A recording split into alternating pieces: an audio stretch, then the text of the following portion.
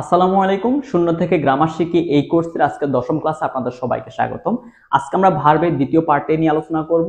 আপনারা যারা প্রথম পার্টটি দেখেননি এখনই দেখে নেন এবং আমাদের আজকের এই ক্লাসটির মাধ্যমে ভার্বের সম্পূর্ণ রূপ, সম্পূর্ণ ক্লাসিফিকেশন শেষ হয়ে যাবে। ওকে, তো একটু লক্ষ্য করেন, গত ক্লাসটিতে আমরা ফাইনিট ভার্ব সম্পর্কে আলোচনা করেছিলাম। আজকে আমরা নন ফাইনিট ভার্ব নিয়ে আলোচনা করব, ক্লাসিফিকেশন গুলো জানবো কি কি আছে এটার ভিতরে। ফাইনিট ভার্বে আমরা কি শিখেছিলাম মনে আছে? ফাইনিট ভার্বে আমরা শিখেছিলাম যেটি সাবজেক্টের নাম্বার, পার্সন, টেন্স অনুযায়ী যেটা রূপের পরিবর্তন ঘটে। তো আজকে আমরা শিখবো non finite verb. Non finite verb হচ্ছে তার উল্টো, যেটির যে ভার্বের উপরে সাবজেক্টের কোনো প্রভাব থাকবে না। একটু লক্ষ্য করেন, আপনারা এগুলো ডেফিনেশন আপনারা পিডিএফ থেকে পড়ে নেবেন।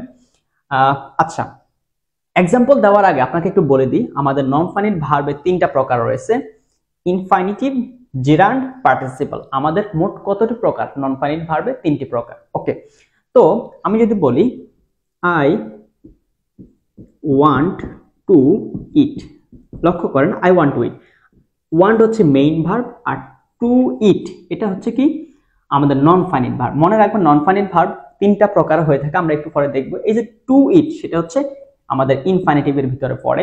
দেখেন আই ওয়ান্ট টু ইট, দেখেন আই হচ্ছে ফার্স্ট পারসন এবং ভার্বের সাথে অ্যাডভার্ব যুক্ত হয় না, তো এটা তো এই দুটা একটা বিষয়। কিন্তু এই যে টু ইট সেটা তো একটা ভার্বের কাজ করতেছে, মানে টু প্লাস ভার্ব আমরা দেখতে পাচ্ছি ইনফাইনিটিভ। এখন এটি তো সাবজেক্টের উপর কোনো প্রভাব পড়তেছে না। আপনি যদি জাস্ট সাবজেক্টটা চেঞ্জ করে দেন, আমি যদি বলি হি, হি, তখন আমি কিন্তু ওয়ান্ট রাখতে পারবো না, এস যুক্ত করতে পারবো, কারণ কি একজন, একজন হলে ভার্বের সাথে এস যুক্ত হয়। হি ওয়ান্টস টু ইট। লক্ষ্য করেন তো, আমি যে সাবজেক্টটা চেঞ্জ করেছি আমার ভার্বের উপর কোনো প্রভাব পড়েছে? না, পড়ে নাই তো, কারণ আমার তো এই ভার্বের উপর প্রভাব পড়েছে, এটার উপর তো কোনো প্রভাব পড়ে নাই। তার মানে নন ফাইনিট ভার্ব বাক্যে বসবে, সেটা কিন্তু সাবজেক্টের কোনো প্রভাব পড়বে না। সাবজেক্ট যেরকমই হোক ও ওর মতো থাকবে। কেমন? ওকে, আমরা আরো বিস্তারিত জানবো, আপনারা একটু দেখেন এবং আপনারা খাতা একটু নোট ডাউন করবেন যাতে আপনি খুব সহজে বুঝতে পারেন। তাহলে আমি আরো একটু ক্লিয়ার করি, সেটি হচ্ছে নন ফাইনিট ভার্ব হচ্ছে সাবজেক্টের কোনো প্রভাব পড়বে না ওর উপর। কেমন? ওকে, এখন আসেন প্রথমে আমরা শিখবো ইনফাইনিটিভ। ইনফাইনিটিভ মানে হচ্ছে টু প্লাস ভার্ব ওয়ান। সহজ কথায় ইনফাইনিটিভ মানে হচ্ছে টু এর পরে প্লাস ভার্বের বেস ফর্ম থাকবে। আসেন, আই ওয়ান্ট টু ইট আমরা একটু আগে দেখেছিলাম। আচ্ছা, আমি এটি দেখি, to read is important for learning. এখানে একটা বিষয় মনে করিয়ে দিই, ইনফাইনিটিভ ভার্ব বাক্যে কি হিসেবে কাজ করে। দেখেন, সে সাবজেক্ট বসতে পারে, অবজেক্ট বসতে পারে বা কমপ্লিমেন্ট বসতে পারে। সাবজেক্ট, অবজেক্ট, কমপ্লিমেন্ট এই তিনটা বিষয় সে কাজ করে। এখন দেখেন আই ওয়ান্ট টু ইট, এখানে সে কি অবজেক্ট হিসেবে কাজ করতেছে, কারণ বাক্যের সে শেষে আছে। বাক্যের শেষে যে ওয়ার্ডটি থাকে আপনি দেখেই বুঝতে হবে এটি অবজেক্ট নাকি এটি কমপ্লিমেন্ট। অবজেক্ট এবং কমপ্লিমেন্ট চেনার আমি কিন্তু উপায় আরো আগেও বলেছিলাম, আজকেও বুঝিয়ে দিব। To read is important for learning, to read এখানে সাবজেক্ট হিসেবে কাজ করতেছে। টু রিড মানে পড়া, ইজ ইম্পর্টেন্ট ফর লার্নিং শেখার একটি গুরুত্বপূর্ণ অংশ। এখন to read is important for learning, এই টু প্লাস ভার্ব ওয়ান হচ্ছে বাকি সে সাবজেক্ট হিসেবে কাজ করতেছে এবং এটা কি ইনফাইনিটিভ ভার্ব। কেমন? Okay, he went there to study, এখানে টু স্টাডিটাও কি ইনফাইনিটিভ ভার্ব, কারণ টু প্লাস ভার্ব ওয়ান প্রিপোজিশনের সে সাথে বসছে। কেমন? এখন আপনাকে একটা বিষয় শিখিয়ে দিই, সেটি হচ্ছে আপনি কিভাবে বুঝবেন যে কোনটি অবজেক্ট কোনটি কমপ্লিমেন্ট। আরো একটি ক্লাসে এই বিষয়টা শিখেছিলাম। দেখেন আই ওয়েন্ট টু ইট, আমি চাই কি করতে, খেতে চাই। দেখেন ভার্বের সাথে সম্পর্ক, মনে রাখবেন ভার্বের সাথে যার সম্পর্ক সেটা হচ্ছে অবজেক্ট। আই ওয়ান্ট আমি চাই, টু ইট আমি কি চাই, ওয়ান্টকে প্রশ্ন করেন কি চাই, খেতে চাই, এর সাথে সম্পর্ক। এখন আমি যদি বলি I M a teacher, I M a teacher, আমি একজন শিক্ষক। কেমন? টিচার কে? টিচার হচ্ছে আই। মনে রাখবেন সাবজেক্টের সাথে যার সম্পর্ক সেটা হচ্ছে কমপ্লিমেন্ট। সাবজেক্টের সাথে যার সম্পর্ক সেটা হচ্ছে কমপ্লিমেন্ট। আমি আরো সহজভাবে বলি, আপনি প্রথম অংশ শেষ অংশকে আলাদা করেন। শেষ অংশ যেমন প্রথম অংশ আলাদা করলে আই, আর শেষ অংশ টিচার, আই টিচার মানে আমি টিচার মিলতেছে। যদি মিলে তাহলে বুঝবেন যে সেটা হচ্ছে কমপ্লিমেন্ট। এই সিস্টেমে আপনি দেখে নেবেন কোনটি অবজেক্ট কোনটি কমপ্লিমেন্ট। ওকে, আচ্ছা, তাহলে ইনফাইনিটিভ সম্পর্কে আমরা যেটা শিখলাম সেটা বাক্যে সাবজেক্ট হিসেবে কাজ করতে পারে, অবজেক্ট হিসেবে কাজ করতে পারে অথবা কমপ্লিমেন্ট হিসেবে কাজ করতে পারে এবং সে কি করে টু প্লাস ভার্ব ওয়ান এই রূপে বসতে পারে বাক্যে। ওকে, এভাবে বসে। জিরান্ড, মনে রাখবেন ভার্বের সাথে আইএনজি যুক্ত হয়ে সে বাক্যে বসবে, ভালো কথা, এবং সে নাউনের কাজ করবে। কি করবে? নাউনের কাজ করবে। আচ্ছা, আমি এখানে লিখছি জিরান্ড হলো ভার্বের আইএনজি ফর্ম যা নাউনের মতো ব্যবহৃত হয়। এটি বাক্যে সাবজেক্ট, অবজেক্ট এবং কি প্রেপোজিশনাল অবজেক্ট হিসেবে ব্যবহৃত, মানে প্রেপোজিশনের পরেও বসতে পারে। আচ্ছা, swimming is a good exercise. আচ্ছা, একটা বিষয় মনে করে দিই, সুইম SWIM, সুইমটা কিন্তু একটা ভার্ব। এখন আপনি একটা বিষয় মাথায় আনেন, এই যে জায়গাটা বসতেছে এটা কার জায়গা বলেন তো? এটা হচ্ছে সাবজেক্টের জায়গা। সাবজেক্টে কে কে বসতে পারে জানো? নাউন বসতে পারে, প্রোনাউন বসতে পারে অথবা ফ্রেজ বসতে পারে। এখন একটা বিষয় মনে রাখেন, নাউন বসতে পারে, প্রোনাউন বসতে পারে, কিন্তু ভার্বটা কেন বসবে না? ভার্ব তো বসতে পারবে না। তো ভার্ব যেহেতু বসতে পারবে না, আপনি ভার্বের সাথে আইএনজি যুক্ত করলে কিন্তু সেটা নাউনের কাজ করে, সেটা জিরান্ড হয়ে যায়। কেমন? তার মানে সুইমের সাথে আমি আইএনজি যুক্ত করলাম, swimming is a good exercise.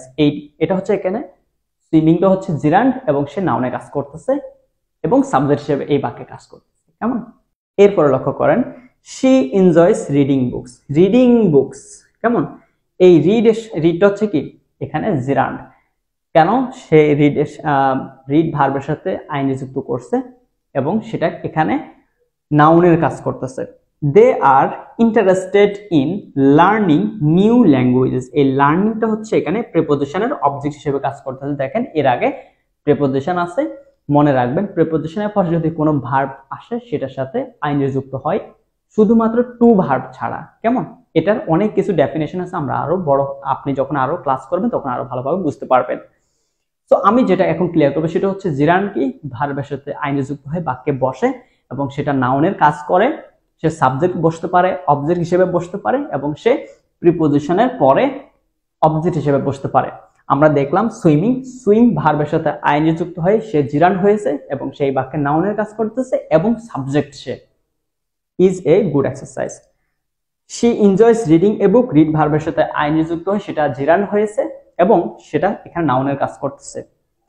They are interested in learning new language, প্রিপোজিশনের পরে ভার্বের সাথে আইএনজি যুক্ত হয় সে জিরান্ড হিসেবে বসেছে এবং আপনাকে মনে রাখতে হবে প্রিপোজিশনের পরে ভার্বের সাথে আইএনজি শুধুমাত্র টু ছাড়া। কেমন? ওকে, আপনার যদি কোনো কনফিউশন মনে আসে তখন আপনি হোয়াটসঅ্যাপ গ্রুপে জানাবেন, আমি আপনাকে সমাধান করে দিব। আচ্ছা, এখন আসুন পার্টিসিপলেরও কিন্তু আইএনজি ফর্ম আছে, একটু পরে ক্লিয়ার করতেছি। তো পার্টিসিপেলও ভার্বের একটা বিশেষ ফর্ম যেটা অ্যাডজেক্টিভ হিসেবে কাজ করে, মানে যেটা নাউনের অবস্থা বোঝাবে। মনে রাখবেন, গিভ করবে সে অবস্থা বুঝাবে, এটা একটু খাতায় লিখবেন। এটা দু প্রকার, একটি হচ্ছে প্রেজেন্ট পার্টিসিপল, একটি হচ্ছে ফার্স্ট পার্টিসিপল। আচ্ছা, আমরা এখন एग्जांपल দেখব। তার মানে পার্টিসিপলও কিন্তু একটা ভার্বের বিশেষ ফর্ম যেটা অ্যাডজেক্টিভ হিসেবে কাজ করে। এটা দুটি প্রকার, প্রেজেন্ট পার্টিসিপল, ফার্স্ট পার্টিসিপল। আচ্ছা, এখন দেখেন আমরা দেখব প্রেজেন্ট পার্টিসিপল। প্রেজেন্ট পার্টিসিপল মানে হচ্ছে ওই ভার্বের সাথে আইএনজি, তবে এখানে সে অবস্থা বোঝাবে। The crying baby needs attention. আচ্ছা, বেবিটা কেমন বলুন তো? ক্রাইং, কান্নারত। বেবির অবস্থা বোঝাচ্ছে, নাউনের অবস্থা বোঝাচ্ছে। বেবিটা কেমন? কান্নারত। দে স এ রানিং হর্স। হর্সটা কেমন বলুন তো? হর্সটা রানিং হর্স। তার মানে জিরান্ড এবং পার্টিসিপল দেখতে কিন্তু আমাদের কাছে সেম মনে হচ্ছে, যে দুটাতে তো আপনি আইএনজি দেখাচ্ছেন। কোন যে swimming is a good exercise, এখানে তো এটাকে আমরা পার্টিসিপল বলতে পারি, অনেকে বলতে পারে ভুলে, কিন্তু আপনাকে দেখতে হবে এ কি নাউনের অবস্থা বোঝাচ্ছে? কোন নাউনের অবস্থা কিছু বোঝাচ্ছে এখানে না। আপনি এখানে দেখেন ক্রাইং বেবি, বেবিটা কেমন? ক্রাইং। হর্সটা কেমন? রানিং।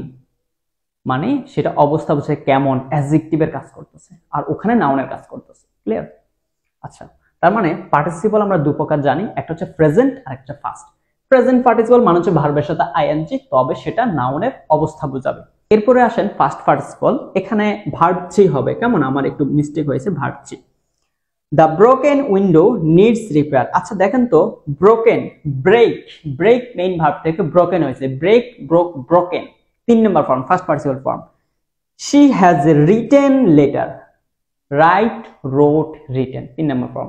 মানে ভার্বের 3 নম্বর ফর্মটা হচ্ছে মূলত ফার্স্ট পার্টিসিপল ফর্ম।